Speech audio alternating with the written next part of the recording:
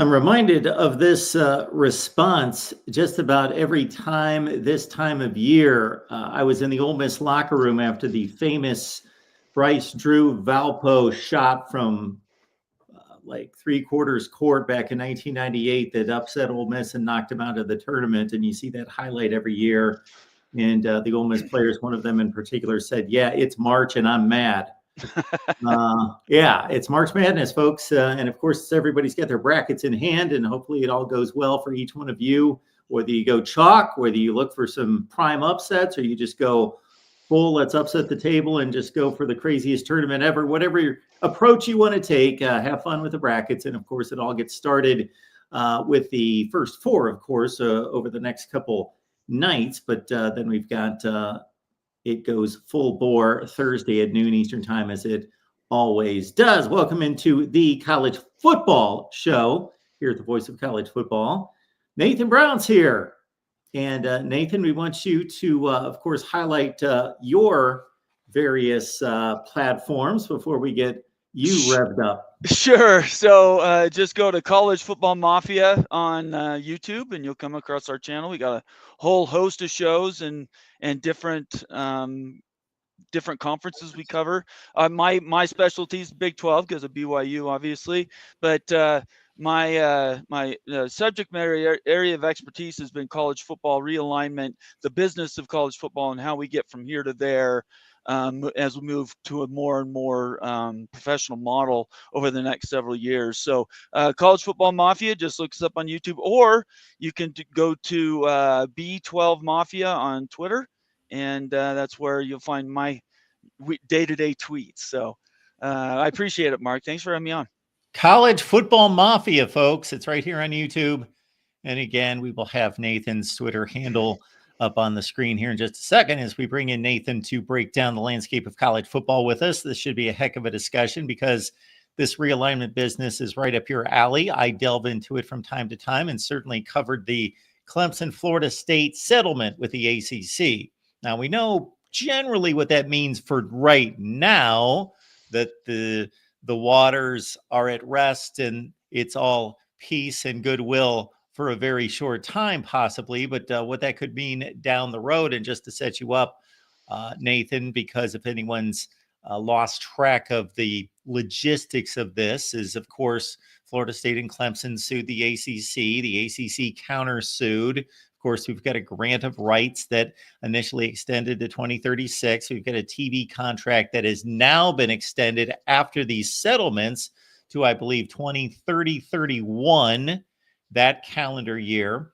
We've got now an exit fee for Florida State Clemson for anyone in the ACC of $165 million right now, but that decreases $18 million per season to a bottom floor, I believe, of $75 million. That's right. And that's pretty much the framework of where this stands. So I think a lot of people initially, including myself, Nathan, thought, okay, this is good short-term news for the ACC, but at what point do Florida State and Clemson feel as though, okay, this is our exit route, this is our path, and more importantly, this is our timing because of television contracts to leave the conference and possibly go to greener pastures in the SEC or the Big Ten, or who knows, even if they get left out of those two, this may be a 3-conference situation here a decade from now. Yeah, and that's a great intro. It's a good summary of what's happened in the last couple of weeks. The idea, everybody was waiting on the number. What was the buyout number going to be? Wild University on my channel, who's the numbers guy, works for a bank. He understands how the financials work. He did a full breakdown last summer when we covered this extensively, and the number needed to be right around $300 million for the ACC to stay viable once those brands left. And the brands we're all talking about are Florida State, Clemson, North Carolina, and Miami. Those are the lion's share of the viewership that goes there, and so they're the ones who are driving the most interest. And it makes sense because they've been the most successful in college football. So they're looking for a way to get out.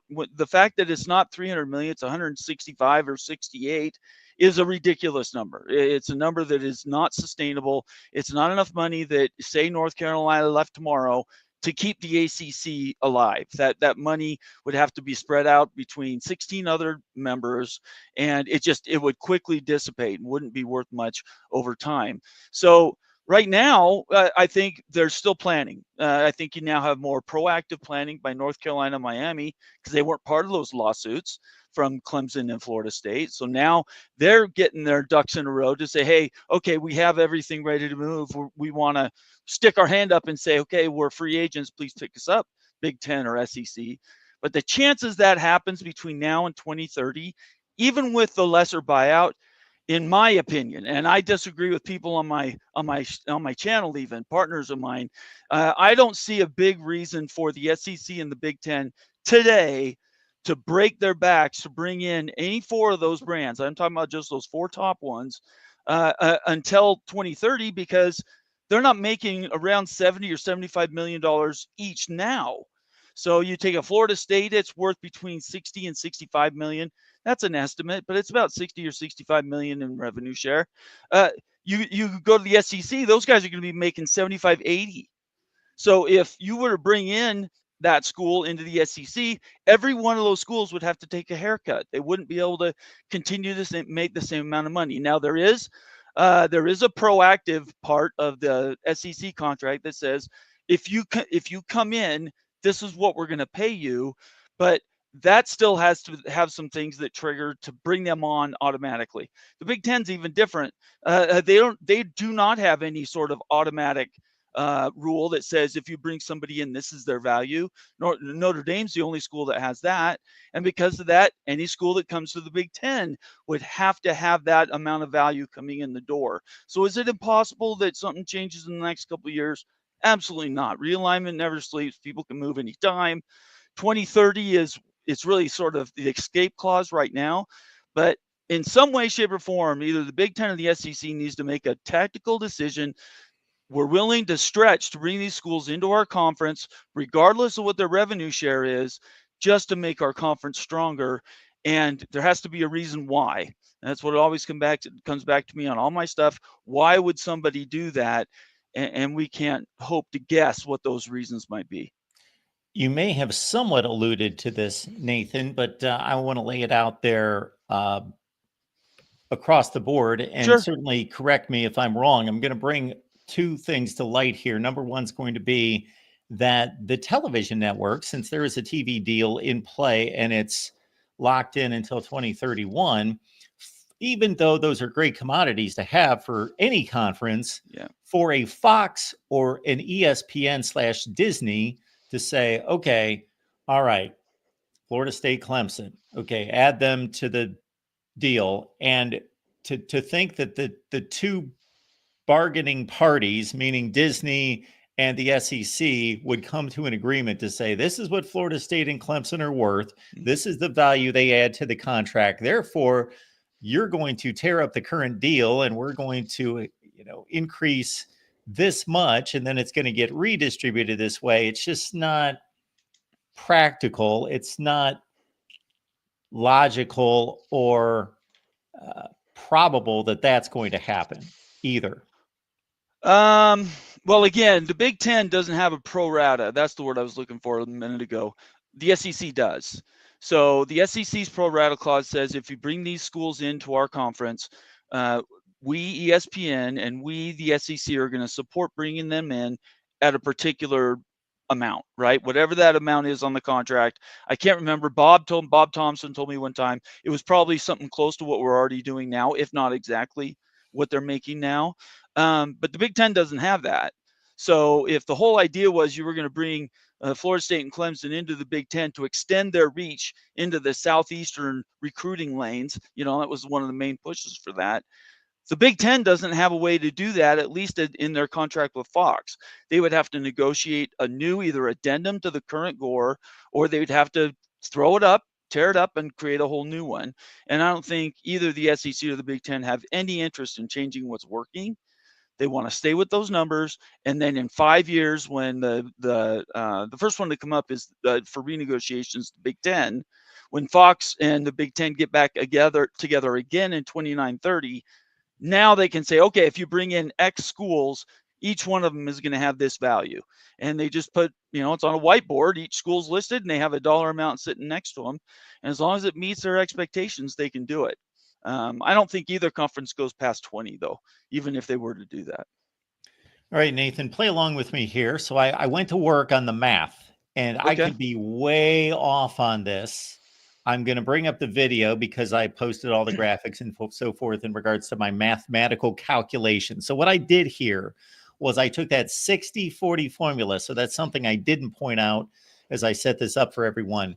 So I had hypothesized this entire time just out of lack of knowing what the final results were going to be, and just as an easy denominator, I said, let's determine that the ACC is going to go with a 50-50 split, meaning 50% of the revenue is going to be equally shared and 50% is going to be distributed based on TV ratings, popularity, Right. what these schools bring to the table. Well, it turned out that the popularity factor is going to be 60% and 40% is going to be equally distributed. Yep. So Nathan, what I did was I went through all the TV ratings for 2023 and 2024. And I basically tried to determine, now, one thing that was difficult, and it's showing the wrong page here. One thing is that is difficult, of course, is we've got something called the ACC network that has no public ratings that are distributed, for public consumption, but they have to have an idea of what's being brought in. Right. So in regards to network television, meaning ABC, ESPN, all the various ESPN networks, there were anywhere from, let's say, 4 or 5 for these particular schools up to like Florida State in that 12-0 season, which they got left out of the playoff. They were on one of the ESPN networks every week. So anyway, this is what I came up with. So I basically converted these ratings into the millions of viewers into a percentage slice for the conference, and then put it into the formula of the 60-40 based on $40 million per school, which the current contract, and again, at any point, Nathan, if I'm wrong on any of this, please correct me, because I do not propose to be an expert on this, is that the ACC deal, the current one, averages at 40 million per school over the life of the contract, but that started low, like 32 million, and it's ascending every year. And I think they're past 40 million now. They're on the upside of that. But I just took 40 million just as a raw number. And what I came out with is that's the percentage viewership based in 2024. And Georgia Tech was slanted based on playing Georgia, playing Miami, in particular. So but when you shake it all out, there's 2023. Right. And this is just the 60%. This is not the other 40%. And there's how I redistributed the money based on the TV ratings. That's for 2024. Right. Yeah. And Georgia Tech blew all their metrics away because they had a few things that skewed them. Plus, they had a good season last year. So they did do very well in 2024.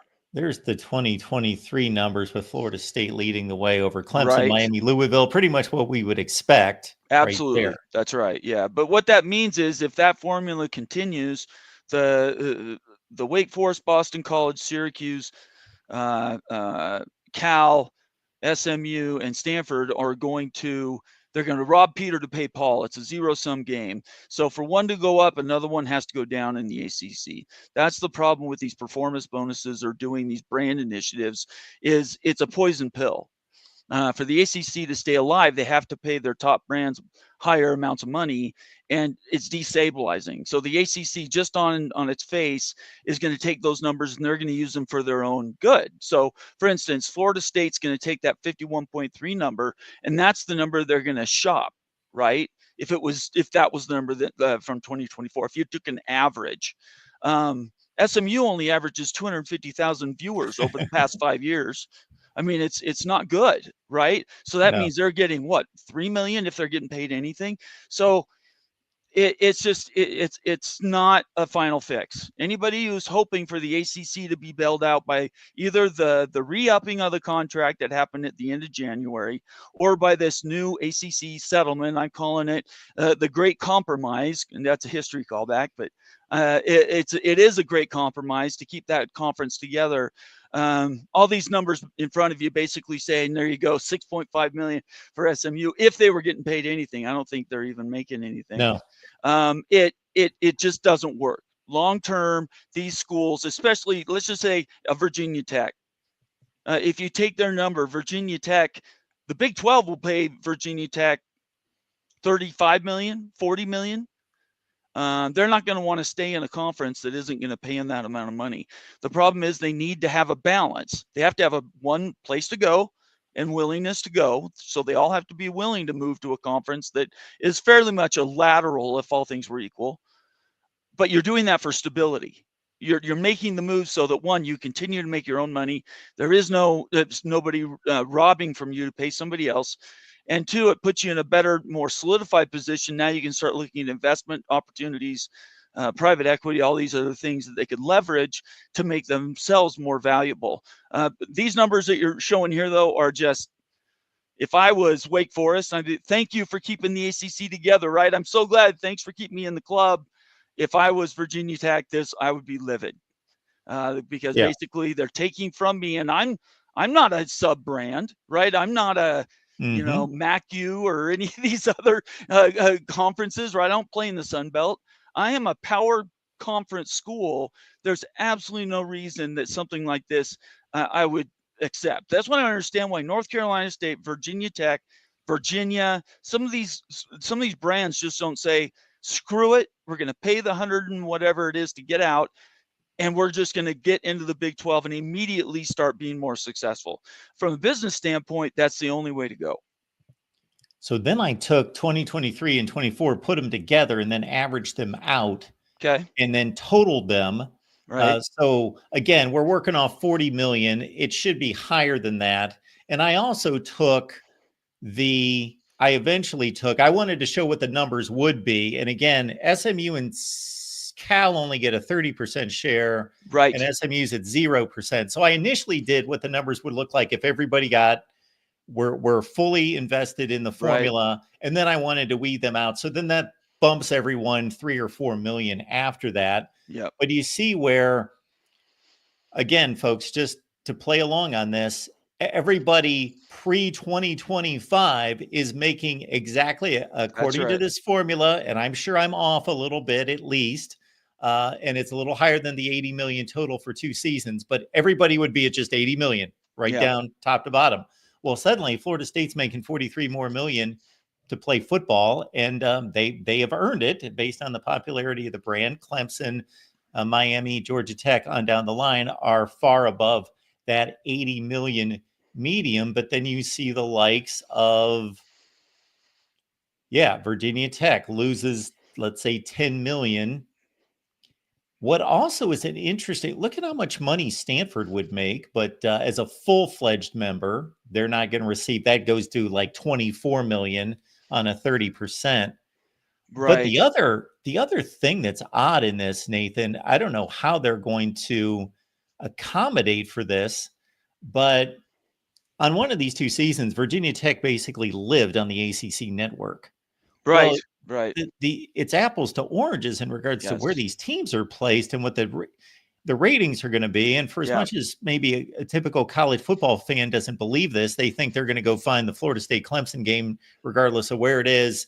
And if Wake Forest and Boston College was on ABC primetime, there's no way they're watching that. Yes, that's largely true, but there is a component there that if you're on, and this can be shown easily. For example, West Virginia and Pitt played on ESPN opening weekend 2 years ago. Game drew 3.6 million. Mm-hmm. That was an ESPN 2 game last year, 1.1 million. Yeah. So I mean, it's completely broken because you start throwing in these conference networks one, they're not Nielsen rated, so you're not going to get those stats publicly. People don't know what the numbers are, which is always hard from a PR perspective. You want to go back to your broadcasting partner and say, hey, look, I need these numbers so I can go to my board and say, this is what we would be doing if we were on a different channel. But at the end of the day, two things changed with these new ACC, with the new ACC Great Compromise. Notre Dame is going to be always getting the top market. They're always going to be on the ESPN. They're always going to be on ABC. They're never going to be on any of those other channels. Two, Florida State, Clemson, and Miami, and I think North Carolina might have been in this. No, not even North Carolina. It was Miami, Clemson, and Florida State. They have a preference to play with Notre Dame. So 2 out of 3 years, you're going to be playing Notre Dame. Because why? Because you're the best football brands in your conference. And that means there's less games for Notre Dame to play a Wake, less games to play a Syracuse. And just like Colorado in the Big 12, you want to play these brands because it will inflate your viewership numbers, which then to the world will look like, hey, I'm worth more money because this is what my viewership capital is. So the ACC, I do not see how it stays in its current form as a power conference past 2030. And that's why I think every one of these numbers that you've been showing here tells me that it gives Brett Yormark and the Big 12 a lot of leverage to go to these brands and say, hey, we look at you just like we are. Come join us, and you're going to be much more stable, and we're going to be around a lot longer. And now you've got the P3, right? You've got Big 10, SEC, and now the Big 12, and everybody can look at it. And not many people are going to be able to gainsay it and say, these aren't the best football conferences in America. Folks, we got Nathan Brown here from College Football Mafia. You can catch it right here on YouTube. But when's the next show, Nathan? My next show is probably tomorrow night, 8 p.m. Eastern time. I'm working on trying to either get a guest or maybe we'll just do a Rage Against the Machine with West Virginia and the NCAA tournament. That might be a lot of fun. So we'll have to see. Other than that, just follow me on Twitter. I always send out my notifications for not only shows, but all of my tweets, keep you up to date on all college football news, not just Big 12. And yeah, I'm going to just jump over to my channel, subscribe, College Football Mafia. And I think we do a pretty good job over there. So we use real data. There's opinion. Obviously, we're an opinion show, but it's all based on a lot like what Mark's done here. We base everything on our data that is collected from all these highly respected sources throughout all the broadcasters. So thanks for having me on, Mark. I appreciate it. Of course, Nathan. If you got a few more minutes here. Yeah, please go. Sorry, I thought you were kicking me off. Yeah, I'm just letting people know where they can find you. Oh, wow. See, I apologize. Absolutely. No, you're good. You're good. I thought you were kicking me off. Hey, Nathan, I'm a pro. If you do all that stuff at the end, people know you're winding down and you're getting off the air. Okay. So you don't do it that way. Okay. You slip these in here. College Football Mafia, everyone. It's right here on YouTube. Follow Nathan's work also on Twitter at B12 Mafia. I also did the TV ratings as we typically do, and I love diving into the TV ratings for the Big 12. So my thought there is, and you're well aware of this, in terms of just conference games, Colorado played in the 7 highest rated conference games of the season. They played in all 10 of the top 10 overall games in the conference, including non-conference play. And we're talking about wide gaps. We're talking about, I can't remember which games outside of Colorado would have been the highest rated, maybe like a Kansas State, Iowa State game, BYU, Arizona State, a few others. Right. Anyway, Utah, BYU, of course, even though they played late night, it got a great number, etc. Yeah, it did, really, yeah. But the Colorado numbers, they're playing Kansas. They're getting 6.7 million. Yeah. And again, folks, realize that doesn't mean that 6.7 million people watched that game. Many more people than that came across the game. That's the average number of viewers at any time in that game that are watching. So it could be 4 million in the first quarter and 9 million in the fourth quarter when it's a great game, or vice versa. If it's a great matchup, but it turns out to be a blowout, 10 million in the first quarter and 2.5 million in the fourth quarter. But that's the average number of people that are watching those games at any given minute during that game. And the Colorado numbers just dwarf everyone else. So, Nathan, from your standpoint, is that good for the Big 12? I think it has to be. I mean, anytime you get more people to watch the conference, I don't care who the school is, it absolutely will help. But is it a slighted number? Absolutely. You know, Dion brings a production value. People love watching his teams, and I say more power to him. At the end of the day, all the other schools in the Big 12 pretty equal. I mean, you're going to have variance of 250 to 300,000 between different schools, but they'll all get good numbers. They all will average. I think I said last year over the period of the next 5 years, every Big 12 school will average right around 1 million viewers on a week-to-week basis, and that by itself is, I think, a pretty good goal, considering you look at some of these other conferences that they're really heavy weighted at the top, Ohio State and whatever, but then you get farther down, and some of these other brands don't draw necessarily all that well. So I don't think you can look at it in any other way than say it's a bonus. Folks, you can, if you don't want to stare at Nathan and I totally get it. You can listen to us. We post the audio also on the College Football Show. You can look it up at the Voice of College Football on your favorite audio platform, Apple, Spotify, and Amazon. So you don't have to stare at me every day, Monday through Friday. If you don't care to do that, I get it. But we're here at 4 p.m. Eastern time. And speaking of programming notes, we just want to get this out. Thursday and Friday, we'll be here at 11 a.m. Eastern time because we got March Madness. We understand that, even though most of the time, Nathan, we just lock in on a football and just pretend nothing else exists in the world. We do acknowledge that even college football fans want to see March Madness. So we're going to show up at 11 a.m. Eastern time and just kind of lead you into tip-off, everyone, on Thursday and Friday. And then also keep in mind, once we clear March Madness, we're going to add a late-night call-in show that's been requested by many people that say, Mark, you used to be on late night all the time, and now you're doing this 4 p.m. deal, and we don't like it, and we want to see you late night. We will do one call-in show late night every week, and we are going to randomly select that based on your responses. We'll do that every Sunday, and then we'll let you know, hey, this week it's going to be Wednesday. This week it's going to be Friday, whatever that might be. So we will get that done here in early April, which really April 5th, that Saturday, is the first big slew of spring games coming up. West Virginia, Clemson around the 5th, and those next 3 weeks we'll be here live with spring game recaps. All right. This North Carolina situation that you need to enlighten me on, because I've been out of the loop for the last 5 days, but just in regards to some of the rumblings out there about what North Carolina is cooking up.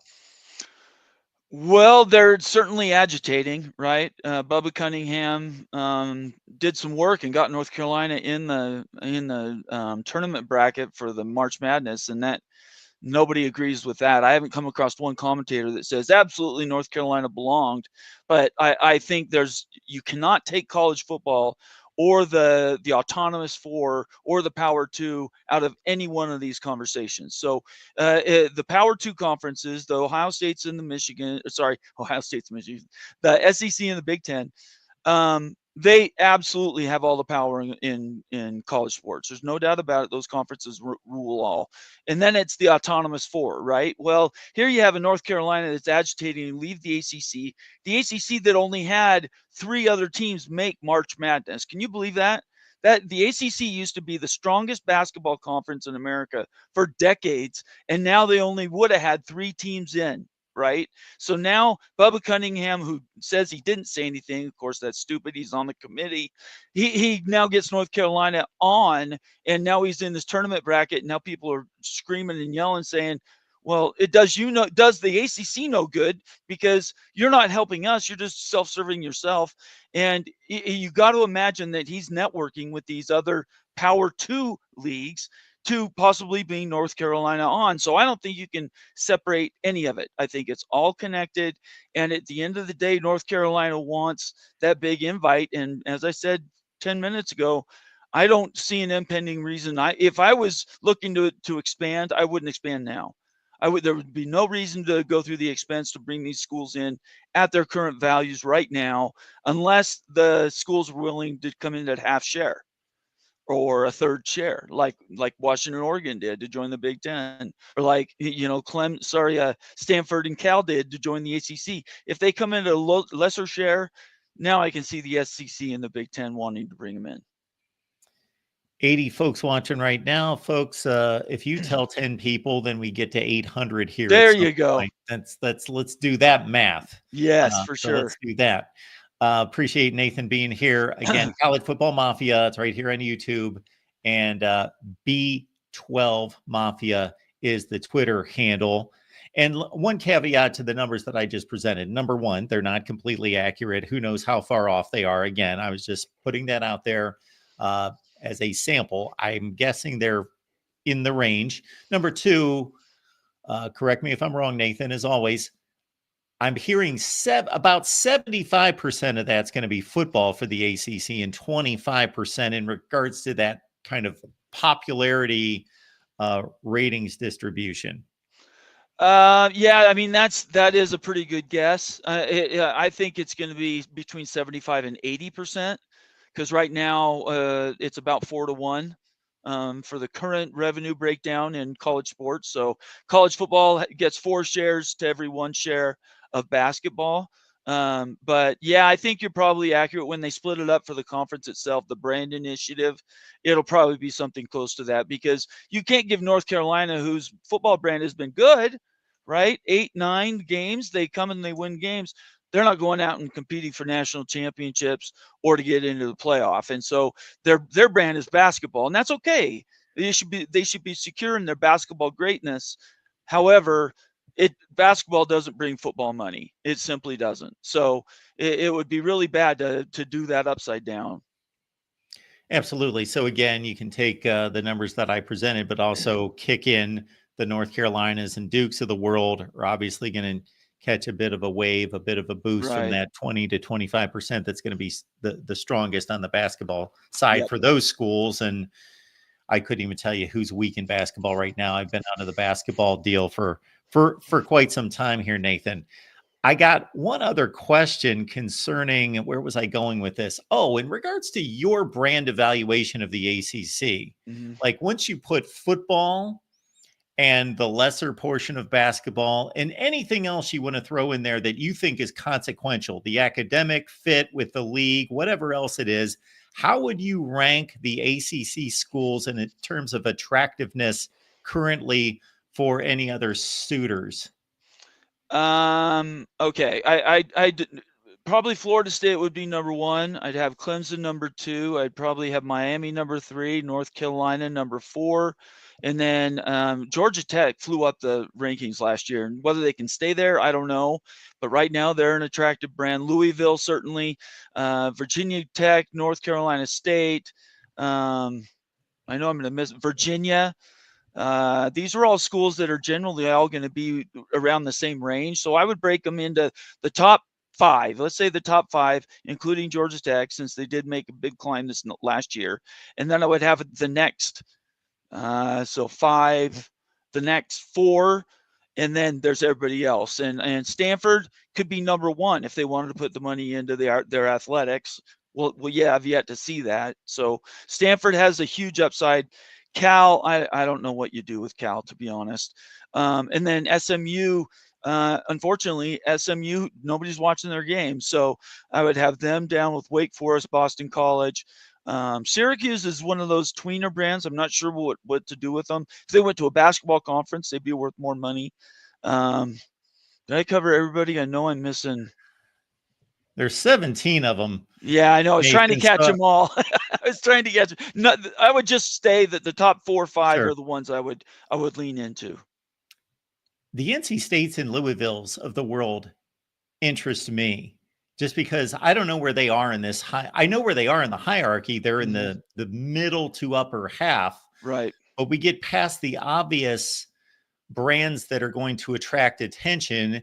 And then, of course, discard the Wake Forest of the world at the bottom. Yeah. I'm curious to see what the attraction is between, let's say, the Big 12 going out to grab an NC State or a Louisville? It's extremely high.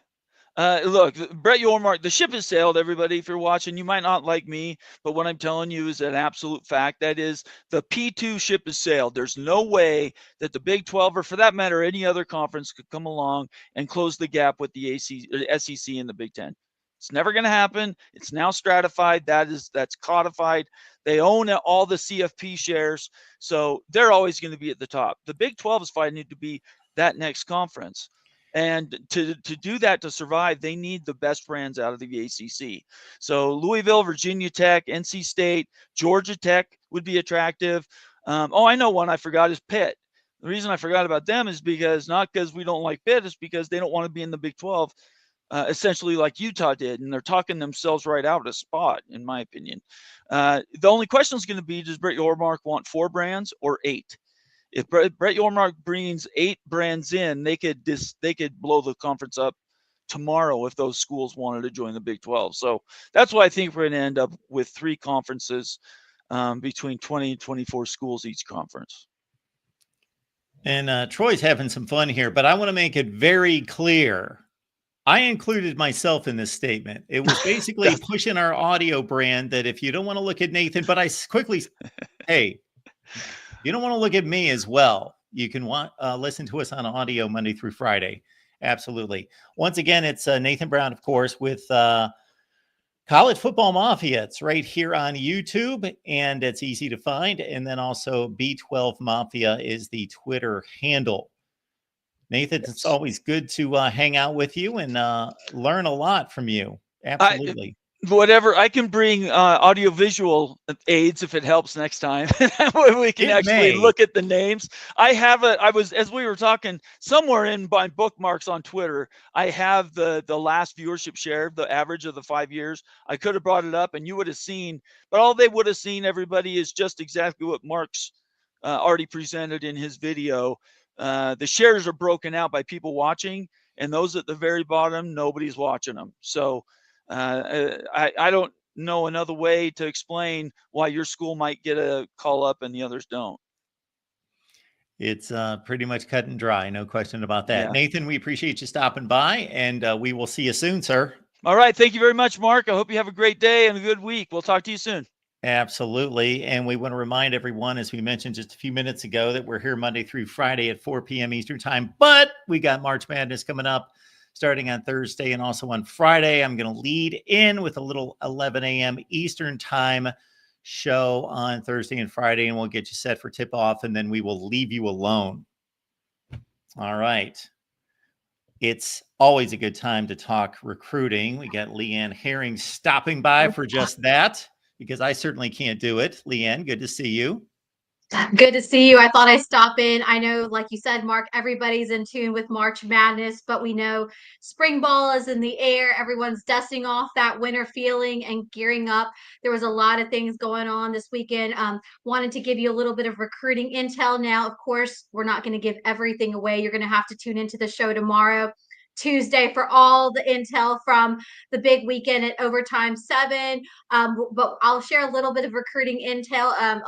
Elite 11 debuted, of course, this weekend in SoCal. So a lot of QBs rising up the ranks. I know that you, I don't know if they've already been on the show, but I know you got one of your Clemson insiders coming in talking a little bit about recruiting. We got a couple intel on one of their QB commits that could be the next man up for Dabo Swinney out there in South Carolina. But gotta lead off. We got a big show coming up for you tomorrow with a couple guests we want to mention. Of course, big weekend out in Dallas with like we said, Overtime 7 will be there for the next couple weeks. But a quarterback will be joining us on the show, transferring over to a program that you've heard a lot about me talk about, see firsthand over in Milton, Georgia. 2027, Derek Baker put on quite a show. A no offer kid, but again, like I always say after this weekend and this showing, that connection he had with Travis Hunter's little brother, Travius Hunter, for Cam Newton's one team this weekend was spectacular. So he's going to be joining us on the show tomorrow. And then we're also going to be I just confirmed that Ashad Williams, the number one available cornerback in the transfer portal. We know he's a name we've talked a lot about. He'll be joining us on the show. He's coming off a fresh Arkansas visit. He's really, we didn't have time to get a few quotes from him talking about Arkansas, but just letting us know that Wednesday he'll be hitting up Michigan State. Friday he'll be hitting up Purdue with this week in his visits. He also did want to let me know that Ole Miss is still very much in the mix, and he's working out the visits for that. So we're excited to have Derek Baker, 2027 QB, and of course the number one available corner tomorrow on the show, Ashad Williams, to join us, talk a little bit more about recruiting. Obviously, Baker talking about a big weekend out in Dallas for his debut.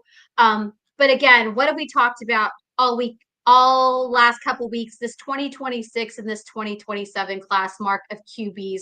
We talk a lot about the talent, the maturity, and the transfer portal quarterbacks, but we've seen really the shift over the last couple of weeks, especially in the winter, really shift to the talent in this 2026 and 2027 class when it comes to QBs, Mark. And just a little bit of intel, like I said, from the Elite 11 back in action. We know that the Elite 11, one of the biggest camps that's exclusively for quarterbacks to go in, they kicked off in SoCal with their regional. There was a lot of talent out there, a lot of the California QBs, but there's a couple guys we want to highlight. One guy that I really want to talk about, he's really been kind of under the radar. 2026 Oscar Rios out of Downey. We know that Downey High School in California has just had a history of producing some really strong quality quarterbacks at the high school level. Really great frame, 6'3", 175. Definitely could probably fill out his frame anymore. But I think, watching him over the past couple weeks, he's really grown, and I really think that this spring he's going to have a breakout season, and he kicked it off this weekend at Elite 11. He was one, again, there wasn't a huge separation of the quarterbacks out this weekend, Mark, out at Elite 11. They were all, top of their class, but Rios was really one who caught my eye, because again, we talk about the flashiness, the deep balls, the strong arms, the abilities. But one of the biggest things that sometimes we don't always talk about, that is rare to find at the high school level, is a young, talented, dual threat, consistent quarterback. And Rios definitely was that this weekend. He was a strong, consistent quarterback across the board. Of course, he's got a lot of maturity, being a 3-year starter out at Downey. Again, he really showed this weekend just his growth. Definitely a true dual threat quarterback. He's really one of those kids that I've seen him, not just in the camp circuit, but watching his film, his game film. He's really a quarterback. Not only is he mature, really has grown in. Every time you see him, he constantly improves. He's consistent. But most of all, he's one of those guys that can really stress out a defense, whether it's through the air or whether it's on the ground. So again, it's going to be interesting to see how his stock continues to rise. But I really like him in 2026. As one of the ranked quarterbacks. Colorado, I know we talked about, Keyshawn Henderson being the top quarterback now on that Colorado board. I mean, what quarterback board is Keyshawn Henderson not on these days? But if we're really looking realistically, Oscar Rios, I think, really had a strong performance this weekend, and he's definitely a name for some programs to really be looking at. Again, a mature 3-year starter at Downey, a true dual threat quarterback, just going over his junior season. He has a 75% completion rate, which when you look at it, the grand scheme of things, that's pretty consistent. Got at the high school level. He had, 154 of 254 passes for 2,554 yards, Mark, 22 touchdowns, 6 INTs, and then had 735 rushing yards and 11 scores and 108 carries. So again, this is a really talented quarterback who really was on the move, on the rise this weekend at the Elite 11. So I think he's going to slowly become, as we see the shift change this spring, we see all these official, unofficial visits going on, that quarterback position slowly becoming one of the most coveted ones. But Oscar Rios, an under the radar quarterback, even though he's ranked as a 4-star, really showing a lot of maturity and growth this weekend in Elite 11. So I suspect that he's going to be on the rise and definitely on the move on some of these top program quarterback boards here this spring.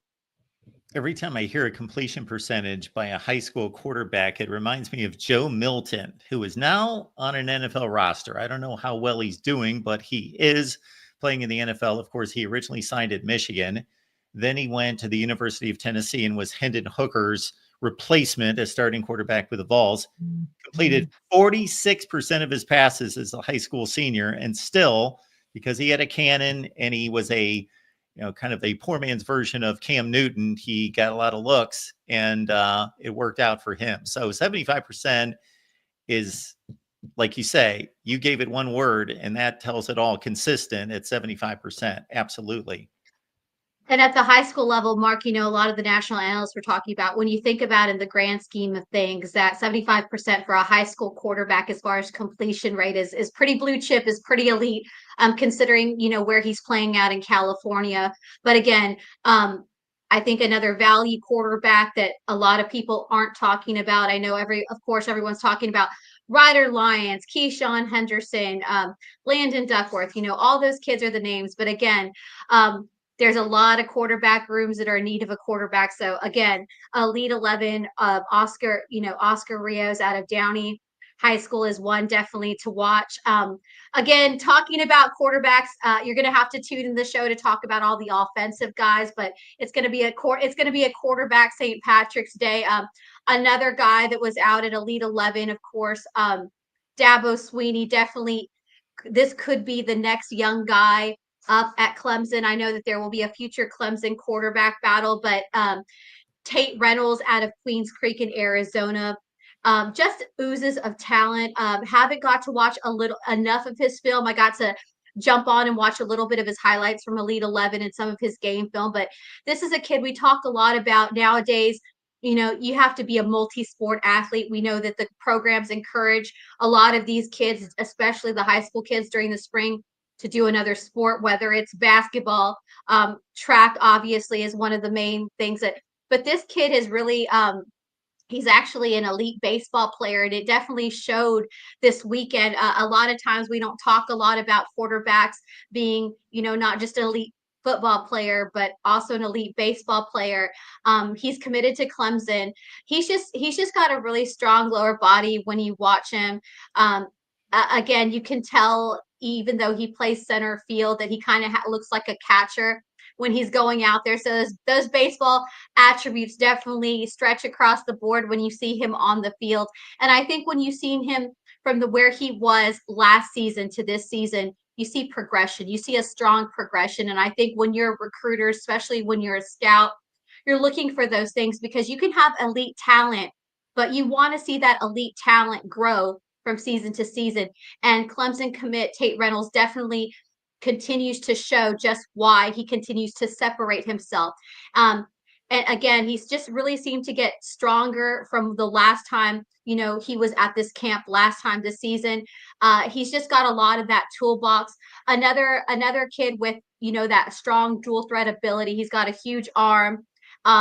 And he can just run. His release is just super solid. Working on his accuracy is one of the things you kind of seen across the board, that he really hasn't reached that level, but it's something definitely that he's improved on. Again, I think overall for Clemson, this is a great way for them to start building on, especially next season. I know we talk a lot about these young high school kids coming in, especially when there's a quarterback battle. We've seen them around, Alabama with a three-way quarterback with a young guy coming in. We saw how Florida made a turn with having a young guy take the reins. But, I think Tate Reynolds, as far as fitting into what Garrett Riley is doing over as far as that offense over at Clemson, I think this could be a game changer for the Tigers. Again, he's just really electric, powerful when it comes to meshing well with this offense. And I think if he continues to progress, Tate Reynolds has a bright future. And I wouldn't be surprised if he could be the next guy up over at Garrett Riley's offense down in Death Valley for the Clemson Tigers when he makes the move. Our show is on the move. It's our recruiting and portal update that's live each and every Tuesday at 1 p.m. Eastern time over on our recruiting channel, folks. Our recruiting channel. That means get over there, check it out. Jackson, he's on it every time. He has left the link there in the chat. So please check out our recruiting channel. And once again, as always, you don't watch because of me. Definitely not because of me. It's because of Leanne, her expertise, her experience, her background, what she brings to the table with her intel that she is constantly going after. And there you see her fine resume right there. Well, Leanne, I think we can save the rest for tomorrow, I would think, right? No, yeah, I like I was telling Mark before I jumped in that I wanted to give everybody, because I know you've been off for a couple days and I know everybody's in tune for March Madness. But again, a big weekend at OT7. We have a lot of highlights, a lot of intel. Of course, we're going to be joined by 2027 QB Derek Baker tomorrow out of Milton, Georgia. And of course, the number one available cornerback in the transfer portal, Ashad Williams, former North Alabama, on the move. He talks a little bit about his Arkansas future visit. So definitely make sure that you guys tune in tomorrow, 1 p.m. Eastern, over on our Voice of College Football recruiting channel. But we will see you tomorrow. So join us for all the intel. Thanks, Leanne. Good to see you. And we will catch Good up to see with you too. our show tomorrow. Sounds good. Leanne Herring. And again, you see her Twitter handle there in the chat. And we get together for the recruiting update show each and every Tuesday at 1 p.m. Eastern time. Another programming note to catch up with concerns our Ole Miss show. Let me keep all of this straight, because the Ole Miss show is sliding this week. So is the Ohio State show. I heard from Steve Hellwagon just a few minutes ago. We got to slide Ohio State to Thursday. So we're going to lead you into March Madness football style. This is going to be Thursday at 11 a.m. Eastern time with the Ohio State show. Then we're going to do the same with the Ole Miss show, leading into March Madness for you on Friday, right here at the Voice of College Football. So the Buckeye show's on Thursday this week. The Rebels live with Leanne Herring and Ruby Dreher on Friday. And what we're going to do is we're going to put those shows right here on the main channel so nobody misses. And we will get you to your tip-off time. The Amazon links in the description section of all the videos. When you shop on Amazon, please use the link that we provide. All right, we've got Jason Priester standing by here probably around 5:30. So here in about 40 minutes from the Clemson Insider to talk Clemson football. In the meantime, let's pull up the brackets, and we'll go to the brackets for two different reasons. Obviously, they're actually playing basketball games, from what I understand, even though I have no idea who's in this tournament, other than I've heard that Auburn's awesome, Florida's awesome, the SEC's awesome. They got 14 teams in. I just found out from Nathan a few minutes ago that the ACC only got 4 in. I don't know about the Big Ten. I know that Michigan, I just found out from our buddy TJ Konarski that Michigan won the Big Ten, the tournament. Michigan State, I believe, won the regular season. And that's all I know. That's all I know. And I assume Duke's good, even though Mike Krzyzewski has not been there for, what, maybe 3 years? 4 years? How long has it been? So we will go to the brackets.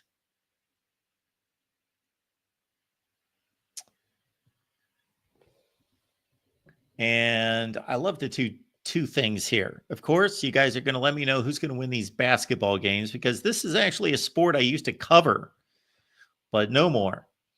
And I got to admit, it doesn't quite interest me. But maybe I'll check some of it out this year. I don't know. I expected to check out some of the conference tournament games, and I checked out zero.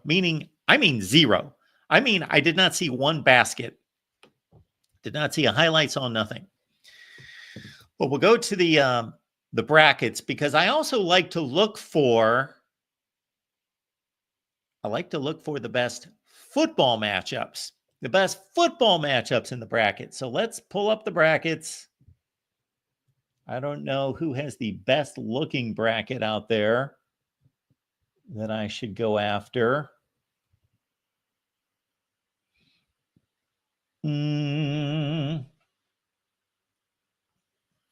NCAA.com. That seems to work. Let's do that. Although that only blows up that large.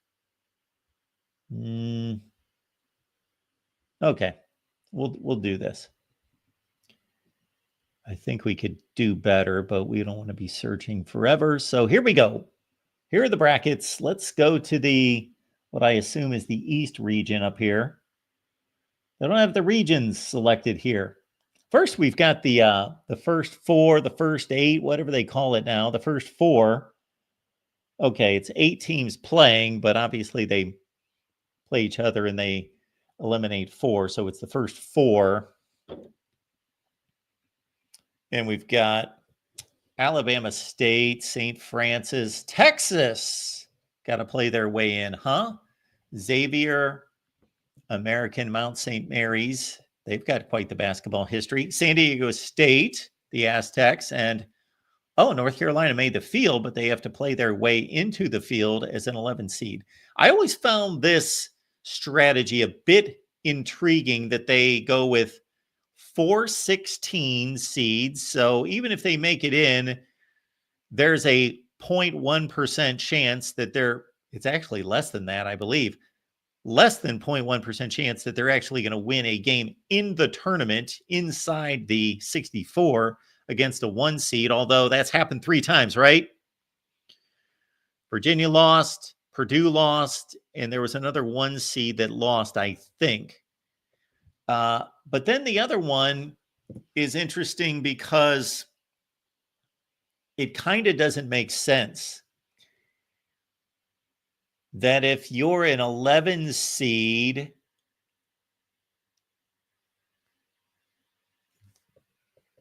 you are ranked in a sense between number 65 in the country and number 74 in the country, or 73 or 72 in the country.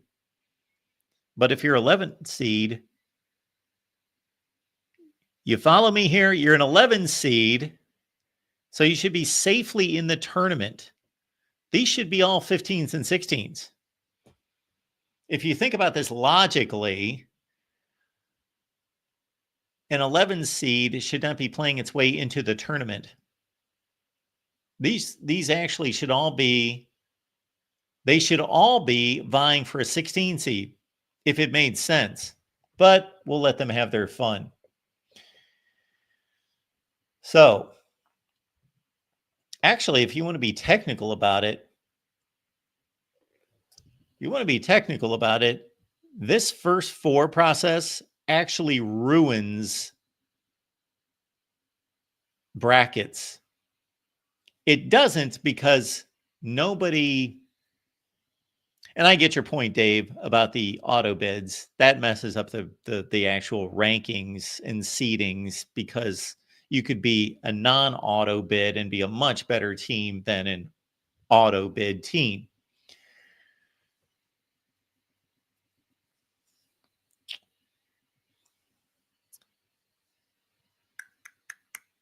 That got me off of my train of thought, but so 116 and so forth and so on. So I'm always looking for the most interesting football games that we would see between these teams. Let's see if I can blow this thing up. I can't. I've blown it up as much as I can. We don't have a whole lot of interesting. This was my point. This messes up. In theory, I know it doesn't in a practical sense because nobody's picking a 16 to beat a 1. So it doesn't matter if Alabama State wins or St. Francis wins. Everybody in the world's picking Auburn to win. I get it. But in theory, this new layer of teams, they've been doing this for about 10 years? This new layer of teams messes up brackets because, in fact, if you truly thought that there was a difference between Alabama State and St. Francis in upsetting Auburn, if you thought, okay, this is my scouting report on Alabama State, besides this, but I need to actually see the 2 teams play and know who's going to play Auburn first. They're not interchangeable. So I know that that's a nuance there that really doesn't, in a practical real world, doesn't take effect because we expect all the 1s to beat all the 16s. So it doesn't matter. But they really messed up the approach to the whole bracket selection by adding this extra layer. Can we find a decent football game in here? Who in the world is UC San Diego? I don't see any decent football games unless, of course, if North Carolina advances and plays Ole Miss, there's a football game. Got Bill Belichick against the Rebels and Lane Kiffin. There's a football game for you. Other than that, there might be a couple more. Who remembers UConn and Oklahoma? I know who's going to answer this faster than anyone. Is going to be our buddy Jackson. Jackson, if you're in the chat, you will answer this before anybody else. What is the significance of UConn and Oklahoma being in the first round of the NCAA tournament from a football standpoint? Looks like Jackson's gone, or he would answer this. UConn and Oklahoma. All right, they played in the Fiesta Bowl in 2010. All right, football. More football. Football matchups. We got nothing. Oh. Kansas and Arkansas. Jayhawks and the Razorbacks. They actually played in the Liberty Bowl 2 years ago. 3 years ago. And that was a highly entertaining game that Arkansas won 58-56, something like that. Any other football matchups here? We've got Mississippi State against Baylor. There's a football matchup for you. Mississippi State and Baylor. Dave Aranda and Jeff Levy going at it there. Oh, the Zips of Akron. They've got a good basketball team this year, huh? 28-6 taking on Arizona. Oregon and Liberty. Who remembers the connection between those two teams? Oregon and Liberty.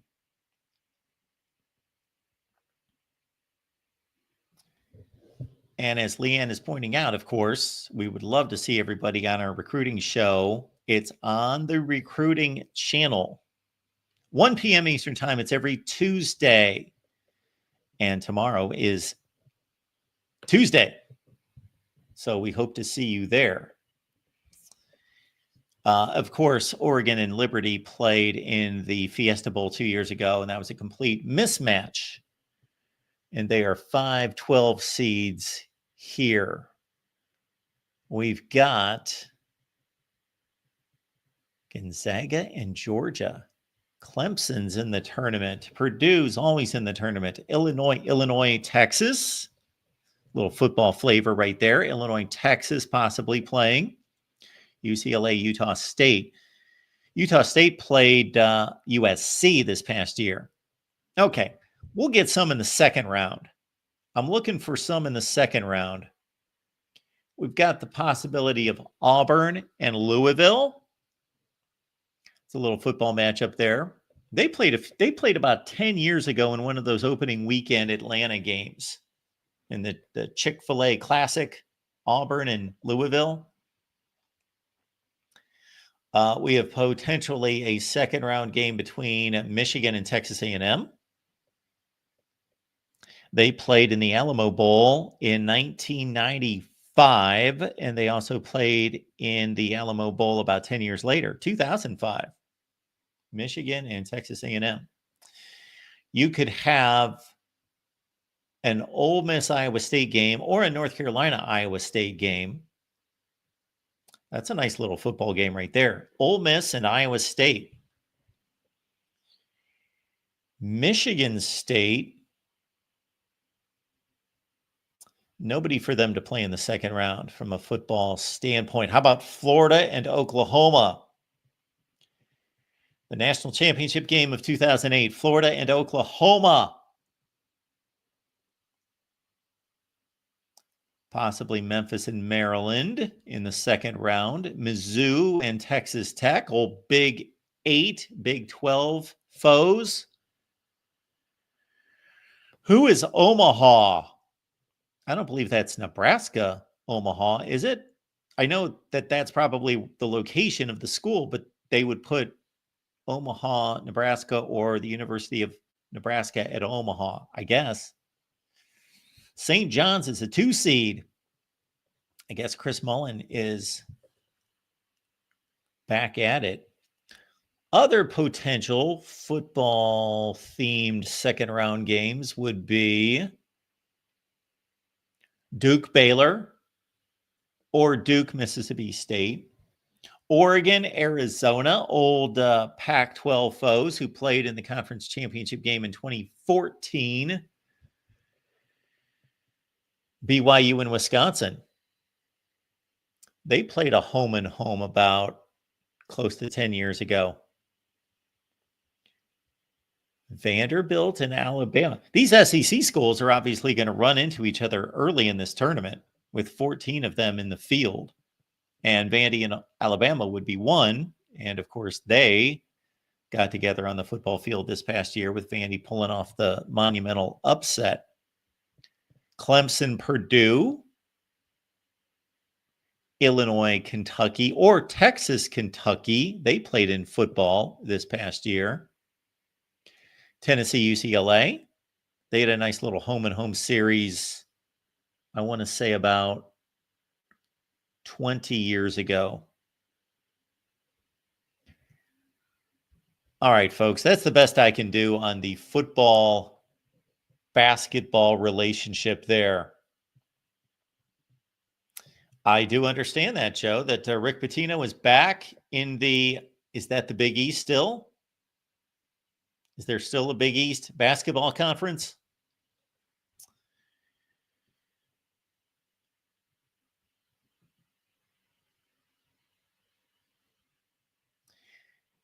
Yeah, Gregory, that's another deal that I used to do when these brackets would come out is I would select the closest playing football school, and then I would recreate the bracket football style.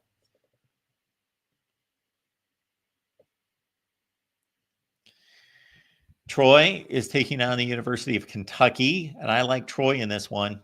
And, if he loses, it's understandable. 1-on-5, 5-on-1.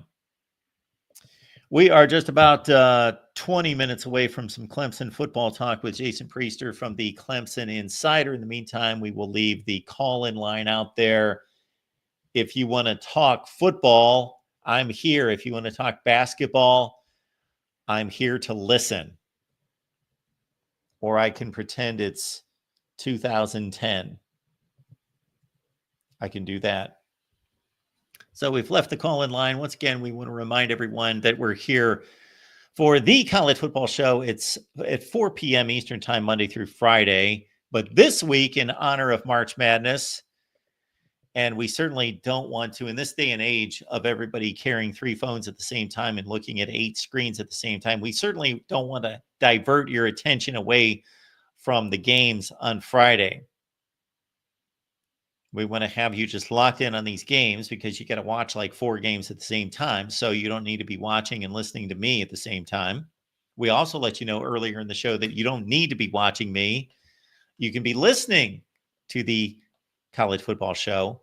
And our buddy Jackson posts the audio on the Voice of College Football audio platform on Apple, Spotify, Amazon, and some other platforms that are a bit less significant. Amazon, Apple, Spotify for the audio of this fine show every day. And good news, if you haven't heard, we're going to start a call-in show, late night call-in show. There's going to be one per week during the off season, one per week, late night call-in show, and you get to choose when it is. How about that? So we're going to have a little contest, a little game, a poll, a vote, a something every Sunday. Now I'm going to have to remember this because we're not going to start this week. We're going to wait until March Madness eases down and clears out of the way. And then what we're going to do is we are going to let you decide each and every Sunday when you would like a late night call-in show for that particular week.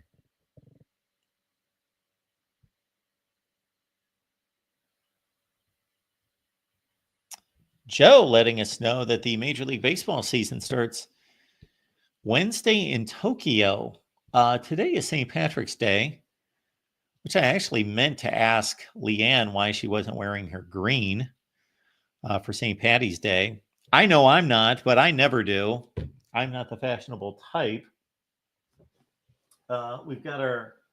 We will adorn the college football shelf here, the Voice of College Football shelf, with as much green as we can find.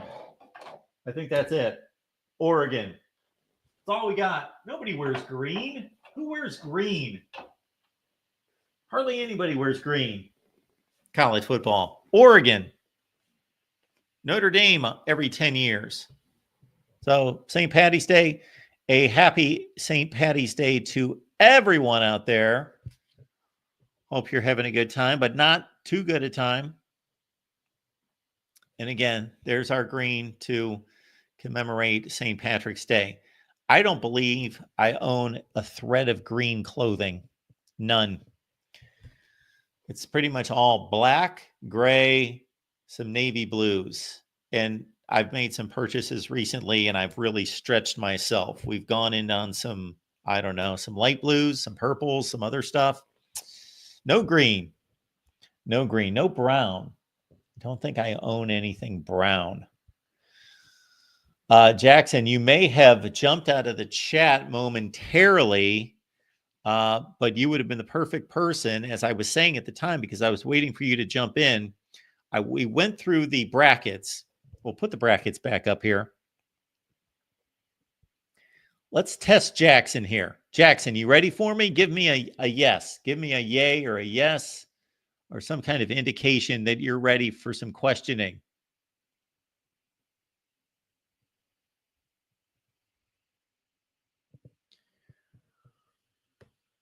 Or Jackson, you can always jump in here and we'll run through these brackets. I want a football take on these games.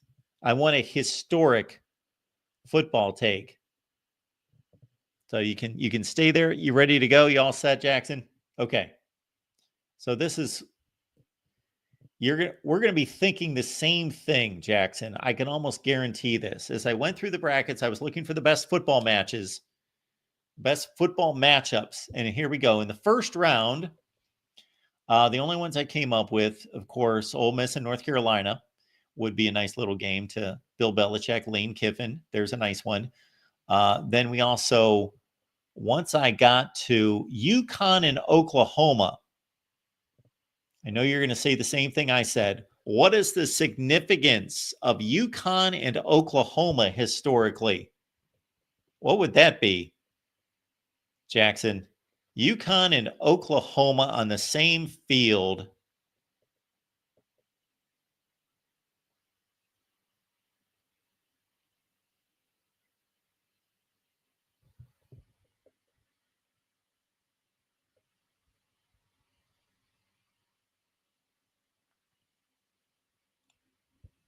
You with me, Jackson?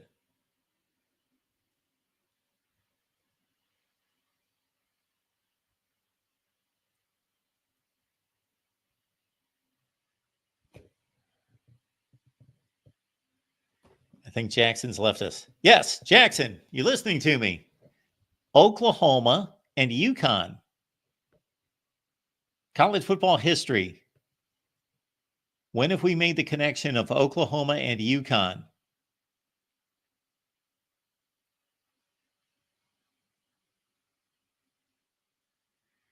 Moose says Memphis and Colorado State might be interesting.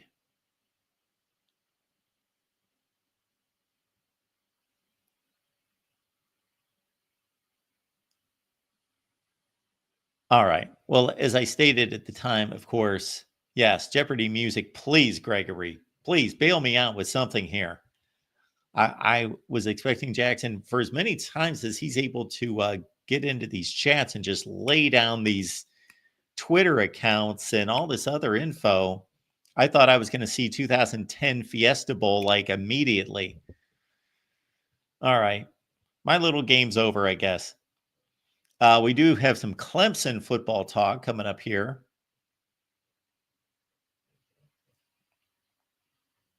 That's at 5:30 Eastern. I've got record scheduled this week with Pat Murphy from Bucknuts 247 Sports, Logan Robinson from Knoll Game Day, and also we got Marty Leap coming on from Penn State Rivals, and also Jason Ray to talk Oklahoma football. So we are covering all of that.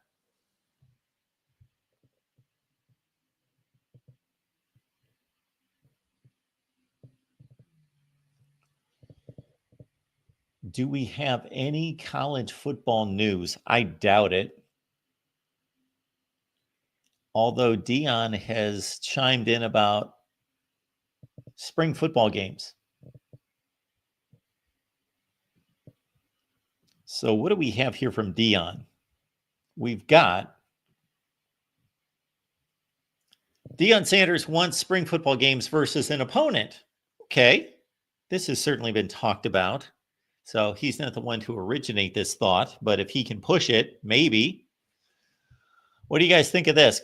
Deion Sanders wants the NCAA to consider borrowing from the NFL model and allow programs to practice and scrimmage against another team during the spring. I would actually like to play the spring game against another team. That's what I'm trying to do right now. Sanders said Monday after announcing that the Buffalo spring game at Folsom Field on April 19th will be televised by ESPN2. And keep in mind, folks,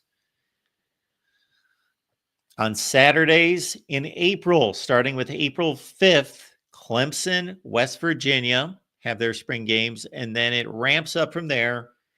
And we'll be live at some point every Saturday to review all the spring games. So Dion says here, quote, I would like to style it like the pros. I'd like to go against someone and practice for a few days, and then you have a spring game. I think the public would be satisfied with that tremendously. I think it's a tremendous idea. I've told those personnel who should understand that is a tremendous idea. I've told those personnel. Okay.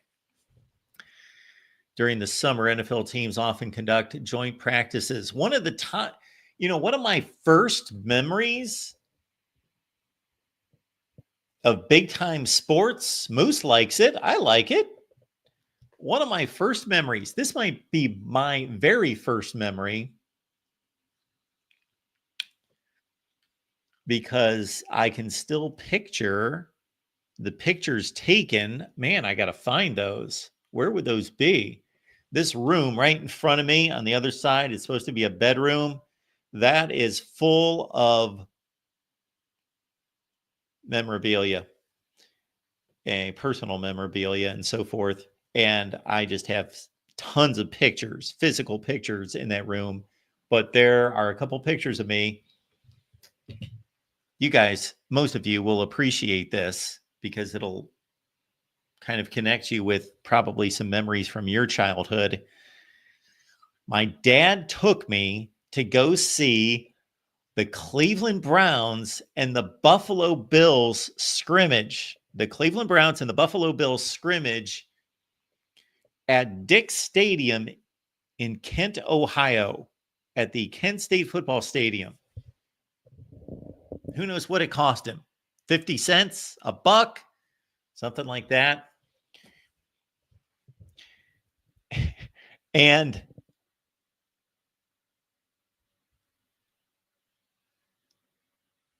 yeah, let the fans vote on who your team plays. Obviously, some teams would get overlapped, but that's an interesting idea. I think spring football is for the fans in regards to the spring game anyway. And for these schools that are canceling their spring games, this annoys me beyond end.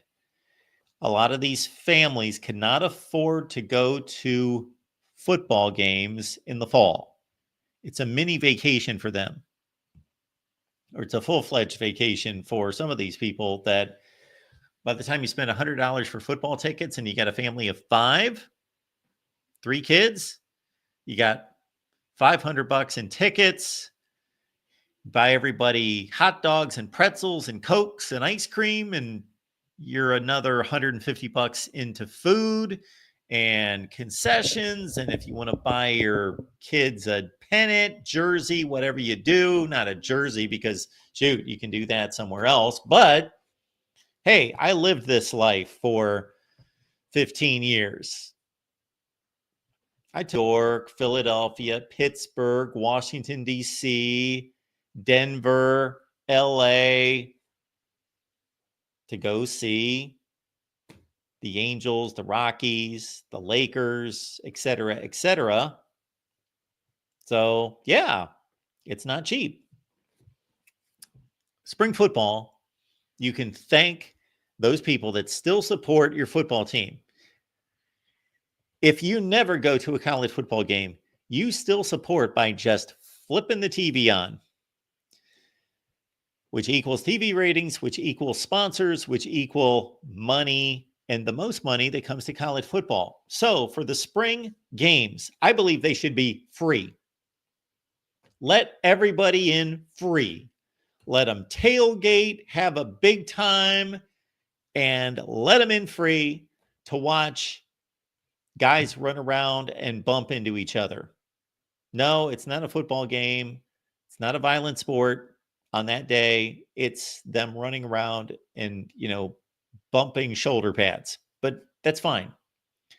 And then open it up to allow the people to meet the players and the coaches.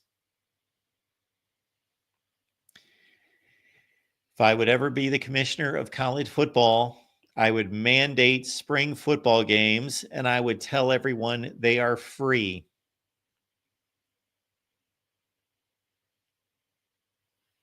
And I don't care who would tell me from any particular school or conference, we're going to lose $5 million today. I don't care. Shut up. Make it free. Honor these people who support the sport. That's what I would do. But again, back to my childhood memory that just came to mind when I saw that, when Dion was talking about scrimmages. Went to Kent State to watch the Cleveland Browns and the Buffalo Bills scrimmage. And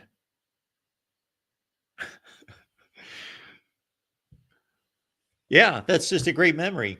And there's a picture of me in the stands, and I will legitimately give $100.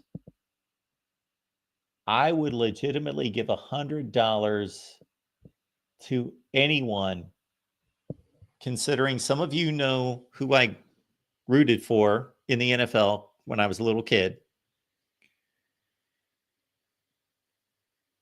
So I either rooted for the Cleveland Browns or somebody else, because I was an Ohio kid that I rooted for the Indians and the Browns, or not the Browns, but the Buckeyes. But I had a particular favorite team. But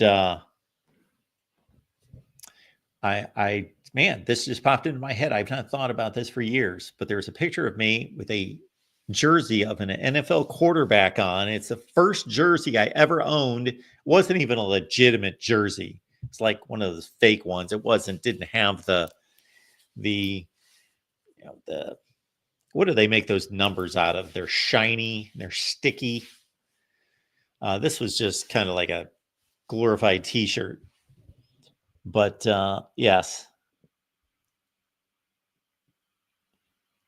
Is that supposed to be Sandusky? Oh, this is Gregory making fun of a town in Ohio is what this is. Or is that Saginaw? Maybe it's Saginaw. Maybe I messed up on that one. Maybe you were going for Saginaw. I thought you were making fun of Sandusky there for a minute. But man, I had a Bob Greasy shirt on. I had a Bob Greasy jersey watching the Browns and the Buffalo Bills spring. It was a fall camp, August camp scrimmage. So I'm right there with Dion on this. Dion and I were just locked in.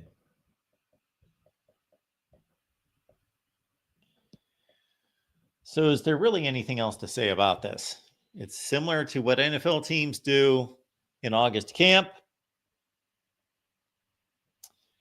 I actually did the same thing in Denver. I was in Denver and during the summer, and we went out to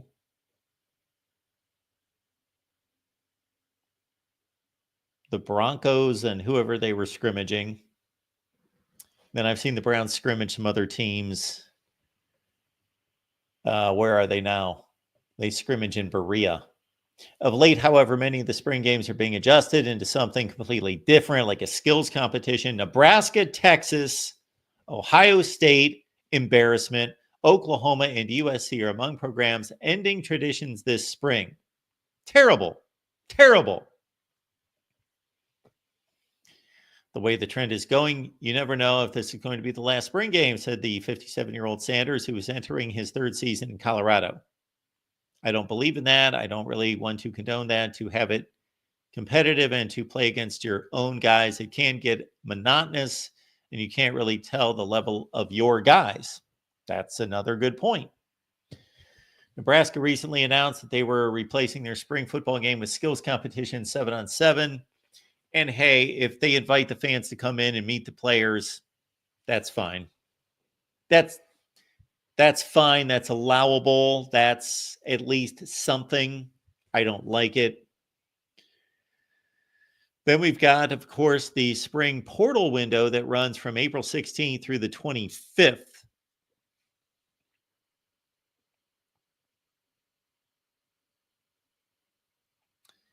Dion on Monday also downplayed talk about his contract extension, saying there may be discussions. I don't know. Let's get everybody else on the coaching staff straight first, then I'm good. He's got a 5-year, $29.5 million deal, so that's just under $6 million per year. Before the 2023 season, the Buffaloes went from 4-8 to 9-4.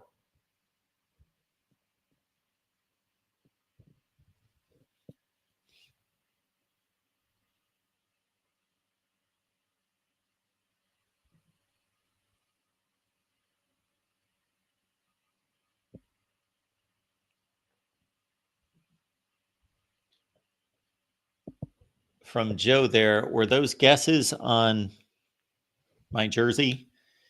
Yeah, Leroy Kelly, Brian Sipe. Neither one of them. Yes, it was a Bob Greasy. I don't know why I pushed for a Bob Greasy jersey. The only thing I can remember is, see these glasses here? Let's see. When I was a preschooler and in kindergarten, I wore glasses and I hated it. I just remember I hated wearing glasses. And then I got into first grade and I still needed them, but I stopped wearing them. And then I remember about third or fourth grade, I got glasses again. But then after that, I was like, okay, I've been not wearing glasses for a couple of years and don't want to wear glasses, but I got to wear these glasses. I can't see the board, blah, blah, blah. So I had my glass case with me all the time, like right inside my desk. I was constantly glasses on, glasses off, glasses on. Kind of similar to right now. Although now there's something called contacts, which I guess they had contacts then as well, but I didn't have any contacts until I was like in high school. And you guys, I'm sure, are riveted by my optometry history.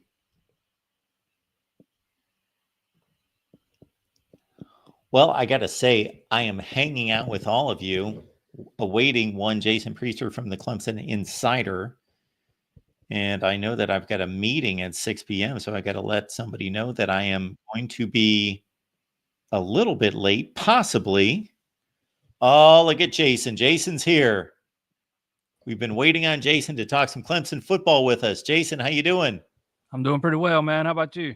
Well, we were just reading a story from one Deion Sanders who says, let's do the spring football games like the NFL. Let's find some other team, bring them in, practice against them for a few days, know how our team stacks up, and then we're going to cut loose and have an actual spring game against another team. What do you think of that?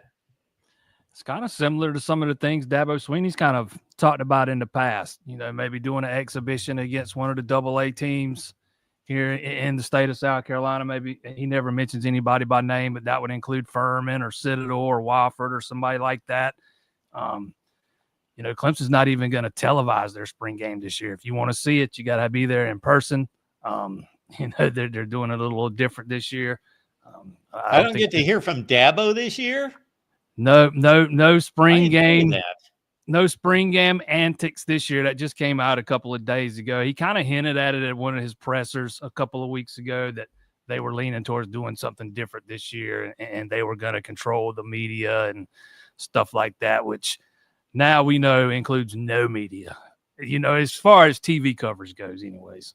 So what I'm reading there, Jason, is Matt Rule was the first coach I heard talk about this, that we don't want to put any tape out there or allow our players to be scouted during spring games because of the tampering and the portal and all of that. And then other coaches have said, hey, it is what it is. We're not going to stop spring football. But Dabo seems to have solved the whole deal, that we're still going to have a spring football game, but we're not throwing it on TV. Yeah, he didn't seem too overly concerned about the tampering and stuff. He was more his line of thinking, at least publicly, was more about how long they take. If they can control it and there's no television, they can be out of there in an hour, 90 minutes or so, or whatever. And then maybe have a fan day included in that thing. He even mentioned, I don't know if they'll do that this year, but maybe next year. But yeah, there seem to be a lot of coaches that are concerned about the tampering aspect. I mean, I don't. Tampering's going to happen whether you have a spring game or not. I guess there's some guys deeper down your depth charts that opposing coaches could get eyes on in a spring game, but I don't know how much that really keeps teams from tampering with your roster. If they're going to tamper, they're going to tamper. I don't know if you jumped on the line in time to hear my stance on spring games is they should be free, open to the public, free. It's a way to say thanks to the average college football fan and his family of 4 or 5 that can't afford to go to the games in the fall. Just make it free. I don't care if you lose $1 million, maybe take donations or something like that. And you just suck it up for the one day and you do, like you just said, some kind of meet and greet. And I know that it's not real football, but for the 8-year-old kid who doesn't know any better, hey, he gets to see his favorite players out there on the field and hopefully gets to shake their hand. Yeah, Clemson's one of the few remaining schools that don't charge admission for spring games. They're free. Anybody can come.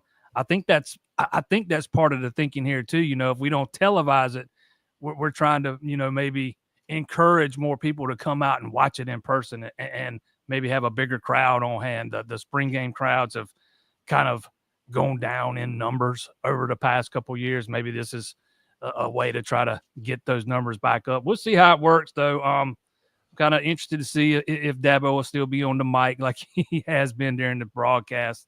I kind of doubt it. It'll probably be more like a glorified scrimmage than it will be anything else. But it's always a fun way to cap off the spring. Yeah, Jason Priester on the line from the Clemson Insider. Please check out Jason's work right there. And, of course, he covers baseball for the Clemson Tigers as well. So you can follow the baseball tournaments going through the College World Series. How good is that Clemson baseball team this year? Top 10. Okay. Top 10 they are. They're usually good. They just had a 16-game win streak snapped yesterday. So they before yesterday, they had not lost since the 3rd game of the season. Pretty impressive. What's also impressive, Jason, is this recruiting surge by the football program. I counted 5 the other day in regards to guys that they had brought in here in the last 10 days. And if you could just run down some of the highlights concerning each one of these guys. Yeah, surge is a good way to put it. They had that annual junior day. They call it the Elite Junior Day. They also call it the Elite Retreat. They do it every year. Usually they do it in January. It was supposed to happen on the 25th of January. They pushed it back to March 8th, due to some of the new coaching, needing a new defensive coordinator, maybe getting some other things in place with the coaching staff. And I think pushing it back to March has been a home run. I was not expecting the number of commitments that they ended up, bringing in due to that event. I thought maybe one or two might pop off, but no, in no way was I expecting as many as we saw. And there were a couple of guys that jumped on that really surprised me, and none more than wide receiver Naeem Burrows. He's probably one of the more talented receivers in the class, not one of those big, long, athletic boundary type guys, probably closer to 6 foot. Think Antonio Williams, but faster, probably more twitchier. He's the kind of guy that Clemson used to bring in at receiver, and now it seems like they're starting to do that a little more with when they brought in Bryant Wesco and TJ Moore. They're starting to restock that room and get ready for when guys like Antonio leave after this year. But he was just kind of the tip of the iceberg, and he was actually the second one to commit. They had an offensive lineman, Adam Guthrie, committed the day before the elite retreat started. He actually got to campus on Tuesday of that week, spent his whole spring break on campus through that Sunday. And that was kind of the telltale sign, when you find out the guy comes in on Tuesday, he's planning to stay in the whole week. You kind of get to thinking that he's gonna announce before the week's over. But man, Matt Luke's just been killing it. Along with him, they brought in Chancellor Barkley, who was another guy who I thought would take it into the summer. Depending on where you look, he's a top 100 guy. Then they brought in Grant Wise, another 4-star offensive lineman. So they're almost done at offensive line because they already had a 4-star and Braden Wiles commit late last year. So they've already got 4 on board. And then they added Caden Gephardt, a safety from up in Ohio, who was probably a pretty strong Penn State lead or lean before Tom Allen was hired away. Clemson brought him in for an unofficial visit in January, offered him while he was on campus, and he was just kind of blown away by the whole thing, the program, the campus, the culture, all that, is what he told me in a conversation I had with him. And he's one of those guys that he's just a thumper. He loves to contact. He'll bring the heat, and that's the kind of safety on the back end Clemson has been lacking in recent years. So he's a really good addition. And they also added a second wide receiver, Connor Salmon, from up in Maryland, another 4-star guy, along with Burrows. It gives Clemson 2 absolute burners at receiver. I want to say both run into 10.4, 10.5, 100, so they can move. And they'll probably still take another receiver. But, man, it was one heck of a few days. We've not seen Clemson go on a surge like that in quite some time. And it wasn't just, backfilling spots late in the class. This is in March. We haven't even gotten to official visits week yet. And they're already on. They already have this kind of momentum build up. Now the question becomes, how do you avoid a repeat of what you saw last year when you had 60 commitments, after summer, 7 total? I tend to think most of these guys are probably a little more solid than those guys were last year, but it's definitely something you got to work to avoid. So I would never accuse Dabo Swinney of backing off the throttle, but this recruiting effort looks like something that we saw during the heyday of those championship runs. Now, do you see anything different with the approach or anything that's come together? Maybe a strong of in-state prospects or anything in particular that has led to just a stronger effort in recruiting this year? I don't know that there's been that big of a change in approach. I think maybe some of the tweaks to the coaching staff, bringing in Tom Allen, promoting Ben Boulware, the linebackers coach, I think that's had an impact. Clemson was not even in it at all for 5-star linebacker Tyler Atkinson, one of the top players in the class. You bring in Allen, you promote Boulware. That's one of the first stops Boulware makes during the contact period is to go visit Atkinson. It was Boulware, Dabo Swinney, Mickey Kahn, and all of a sudden they've got him back on campus in March, and now they're a player in this thing. They've got a realistic shot. I'm not saying they'll land him, but they're in it. So I think that's one thing. I think making it back to the playoff last year and kind of, you know, changing the perception of the program in some of these guys' eyes helps some too. And I think the revenue sharing that's coming in July also helps. You know, it's not like Clemson was rolling in NIL funding. You know, they did a really good job with keeping a bunch of players on the roster from either leaving for the NFL or entering the portal after last season. But, you know, they're not like rolling in it where they can do that and then, you know, secure a bunch of high-profile high school kids too. I think the rev share allows them, you know, more of the opportunity to do that. So I think that's helped some too. I just think it's a combination of things. No big change in approach or anything. You know, the basic message is still the basic message. I just think they've gotten, for example, this year, the number of guys they invited in for this big weekend, they invited way more than they usually do. It was more than 30. You know, it's usually a little more exclusive than that. So maybe I'd say widening the net a little bit has also played a factor. And they've been really good about finding guys that they believe fit their culture and fit what they're looking for, especially in this class so far. Jason, we've got a spring game on April 5th. It's March 17th, St. Patrick's Day. So they've got to be about halfway through, something in that range, I would think. Have we heard anything out of camp that means anything? We're getting close to the halfway point. They, you know, I don't know if I forget how many practices they've had already. They're in the middle of spring break right now. They'll reconvene first of next week, I think it is. But, you know, the biggest things that's come out of camp so far, I would say, has probably been the talk of freshman running back Gideon Davidson. Dabo Sweeney has routinely talked him up. And as we all know, anybody that follows Clemson knows there's a big hole at running back. When Phil Moffitt, you know, he's no longer here. And then when he went down last year, not went down, but when he got hurt, you know, the running game almost evaporated. There was nobody behind him they really trusted. They still had to keep feeding him the ball despite the fact he was playing with one shoulder, basically.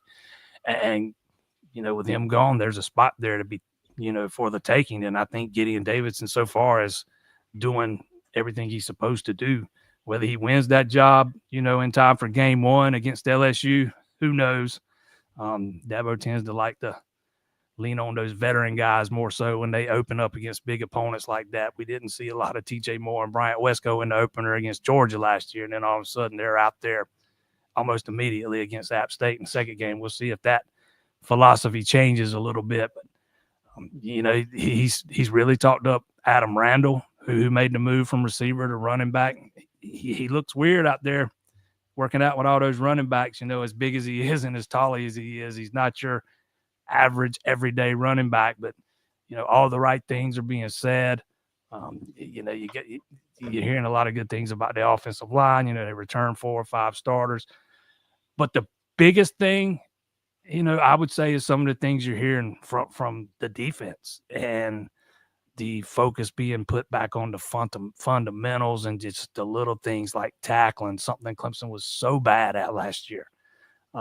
When Tom Allen had his presser, or he met with the media right at the beginning of the spring practice, he said some things that were pretty eye-opening. He said one of the first things he did was went back and watched some practices from last year, and he said it didn't take him long to realize, hey, that's not the way you do it. This is not the way you do it. And they talked about it seemed like the scheme was too complicated, and they probably spent far more time trying to teach the scheme than they did the basic things like tackling and where to line up and, you know, proper technique and those kind of things. And I think there has been a focus put back on those kind of things this spring. You know, I fully expect this defense. We all know it's got talent. You know, I fully expect this defense to take a big step forward in year number 1 under him, because they don't let us watch much of spring practice. When they do let us in, they let us watch a few periods. And Tom Allen's on the microphone, so you can hear him wherever you are on the practice fields. And he's more focused on the defense more so than one position. And he's not only coaching the players, but he's kind of coaching the coaches, man. And he's a no-nonsense guy, man. he's pretty intense. And I would say, and I'm a big believer in saying that I don't think I've said it many times. I didn't think Wes Goodwin's, lack of intensity was his problem at Clemson, but Tom Allen is the exact polar opposite of Goodwin when it comes to being fiery and that kind of thing. Because Wes was more laid back, but it was an approach that worked with Brent Venables when he was here. We'll see if it works with Tom Allen while he's here, but so far you're hearing all the right things. Clemson fans, if you're not too familiar with Tom Allen from his days at Indiana, here's a guy who, after one of their wins, basically did a victory lap around the field and against the wall. And the walls in that stadium in Bloomington are like, 8 feet tall. They're way too tall. So he's, high-fiving people, fans, just running the whole, and he's falling down. He's leaping as high as he can, falling down.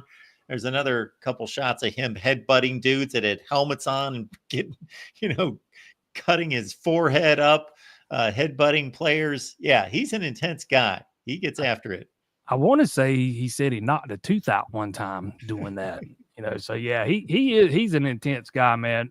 On the field, anyways. In a media setting and away from the field, he seems like a really good guy, and he seems like the perfect fit at Clemson, and at a time when they really need to shore up that defense. As we all know, it after it was pretty solid the first 2 seasons under West, man, it just fell off a cliff last year.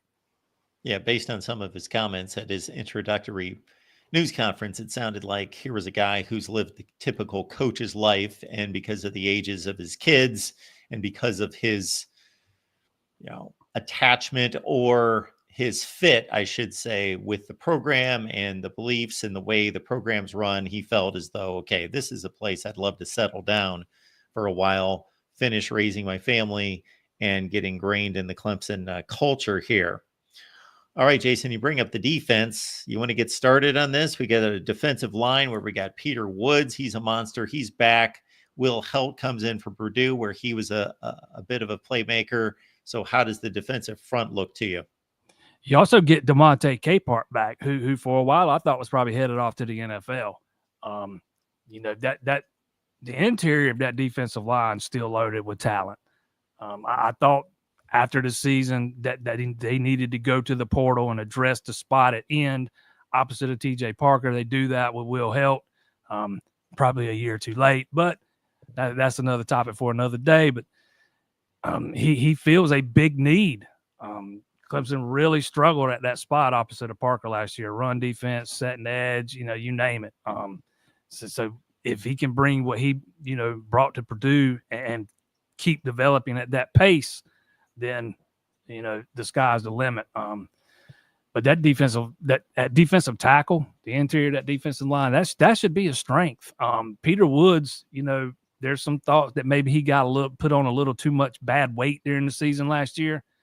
He looks really good. He looks like he has been putting in some work. He looks like he's shed a few pounds. Again, you get Capehart back. You got some young guys like Stephylon Green, who's gotten plenty of experience now. He's had 2 years in the system. Vic Burley's still there. You got some guys that redshirted last year that are chomping at the bits for an opportunity, and Champ Thompson and Heaven Brown Schuler. And then you got the true freshmen from right here where I live, South Florence down the road, Amari Adams, the 5-star guy, the only 5-star in the class. He certainly looks the part, man. He's big, he's fast, he's strong, he's athletic. If he can pick up the defense, we'll see if he can avoid a red shirt, man. It's going to be hard with as much talent as there is in that defensive tackle room, but I think it's certainly a possibility. Michael Barrett, obviously a big loss going to the NFL, but of course, Wade Woodaz also could have made that decision, but he's coming back for another season, so that's a big plus to the linebacking core. And Sammy Brown's a guy that Clemson fans want to see out there pretty much all the time this year. Yeah, taking Sammy off the field against South Carolina in the fourth quarter might have been the nail in Wes Goodwin's coffin. But Yeah, Barrett Carter moves on, but you got Sammy Brown and you got Wade Woodaz, and then you brought in a transfer there too with Jeremiah Alexander. He's a former 5-star guy, kind of got lost in the shuffle at Alabama over his first 3 years, redshirted his first year, then spent most of his time over the next 2 years on special teams. I think the change of scenery is probably going to be good for him. That was a guy Tom Allen talked about a good bit the last time we met with him, saying they got to find the right spot, or I guess the right fit for him would be the better word. And that was something they were working on. I think it sounds like he's been working out at will, but gives you a little bit more depth there. It should be a really good linebacker core. And with Sammy leading the way, he was so good as a freshman last year, particularly over the back half of the season. The more he played, the better he got. He should be one of the leaders on that defense this year. It's fun to think about how good they could be in the front seven over the next 2 years, and a big part of that is Sammy Brown. Then when we're looking at the cornerback position, of course, people remember his brother, but we got Avion Terrell at one corner spot, Ashton Hampton as well. Can you set up the corner spots for us? Yeah, I think Avion's a guy that's still got, he's got an extremely high ceiling. He's flashed it. He's shown it. I thought he struggled with his consistency a little bit, over the final quarter of the season last year. He's a little up and down, but, he's a guy that, particularly now that he's going into what could be his money year and, his third year, I think I expect big things from him. And everybody's high on Ashton Hampton. He's another guy that flashed as a true freshman last year. Now that he's got a year under his belt, he's going to be hard to keep off the field. Then you got a couple of guys that redshirted last year. Tafoy Fegan, who was a really good high school corner. He was so good they used to call him the seatbelt. And Corian Gibson out of Texas, who redshirted last year, who was a really high-rated recruit coming out of high school. He's probably a name to keep an eye on. And Jaden Lucas is still around. He's not doing anything this spring, if I'm remembering right, because he had an off-season procedure done on his shoulder, I think it was. He's had some shoulder issues in the past, but that's a deep room there they've got at corner. Mike Reed's going to have some options there this year. No more R.J. Mickens at safety, but you got Khalil Barnes and others coming back. Yeah, I think that's a big loss, man. R.J. was so good on the back of that defense last year. It's cannot overstate how good he was and how much he improved over his time at Clemson. And last year was by far the best year of his career. So you got to replace that production. You get Khalil Barnes back, and with Tom Allen's defense, they're gonna run a lot of 4-2-5, so you're gonna see a lot of nickel. And Shelton Lewis is a guy that's probably gonna run out there some. Ricardo Jones is the first name that comes to mind to maybe step up and replace some of what you lost with Mickens. He's a guy that was a freshman last year and kind of like Hampton, flashed when he got some opportunities. He's long, he's athletic, man. He seems to play physical. So I like what he brings to the back end. Ronan Hannafin's a guy that they moved from receiver to safety last year. And we'll see if he can make some noise back there. Tom Allen mentioned him the other day when he was talking about nickel candidates. So you got some options there too. Some of them with not so much experience. That's the part they lack right now, but you got to get it somehow, man. They got some talented guys back there. They're just not quite as experienced once you get beyond Khalil Barnes and Shelton Lewis, who played a lot of nickel last year.